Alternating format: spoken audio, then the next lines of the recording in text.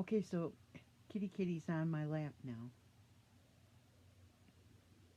She just sits here on my shoulder when I'm sitting in my chair. Oh, there she goes. But, okay, so I was talking about your Uncle Mike being in the military, and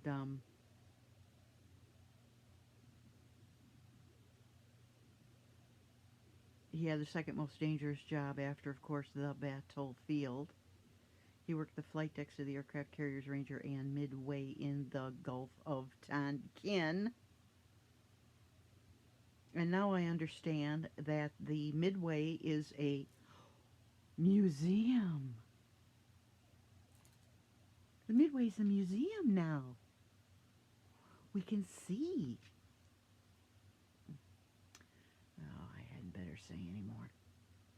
I'll get myself in trouble. But, just so you know, if you've been in the Army, Navy, Marine Corps, Air Force, Coast Guard, doesn't make any difference. If you've been in any form of the United States military,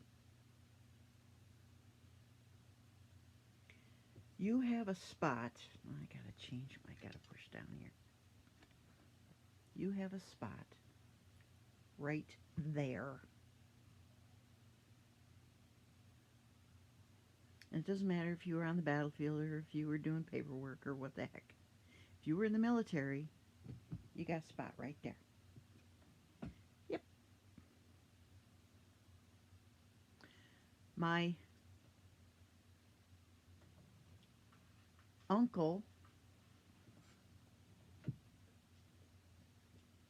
my dad's older brother, was in World War II. And I wasn't born yet, of course, but my dad told me later on that when he came home from the military, he told my dad and my grandmother, he said, I'm never getting married. I'm never having children. No, I'm not going to do that, ever. And of course my grandmother went crazy. You have to have this. He said, no, I'm not having any kids. He said, I have already taken care of enough young people to last me the rest of my life.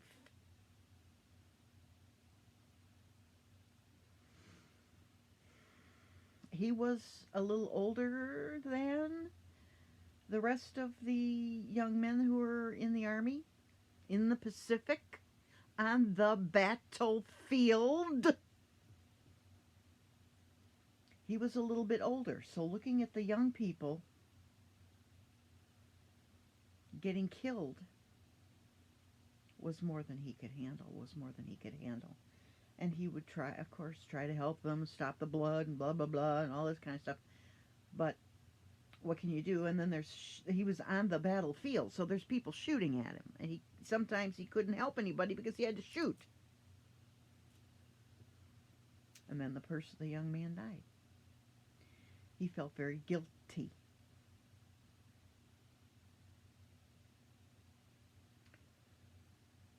But that was World War II.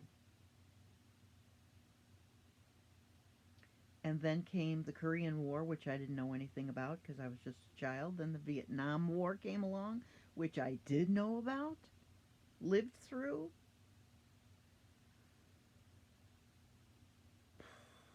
And then when I meet my husband and I find out that he was in the Navy,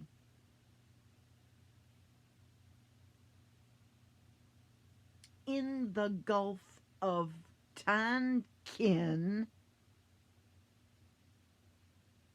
look it up.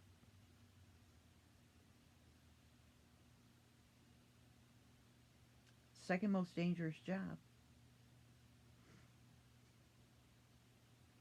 Airplanes not just airplanes landing and you having to take care of the airplanes, and that's what he did, was he fixed the airplanes.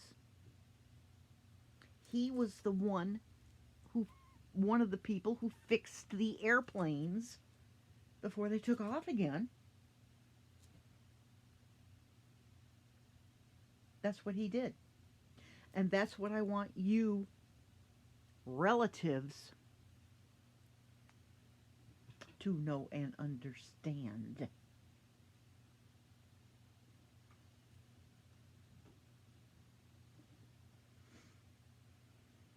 Everybody thinks, oh, he was on a big battleship. Nothing was going to happen to him. Oh, really? You're living in a dream world if you believe that.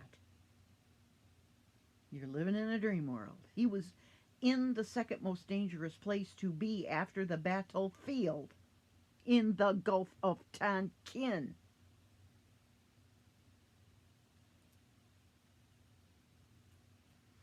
Now, maybe there's some other guys out there who will say to me, oh, no, he was safe. We were all safe. Oh, blah, blah, blah, blah, blah, blah. Really? Middle of a war? You're on the battleship? You're not getting bombed? Sorry, I don't believe that. I don't believe that. But anyway, loved him. Still love him. I love him. Yeah.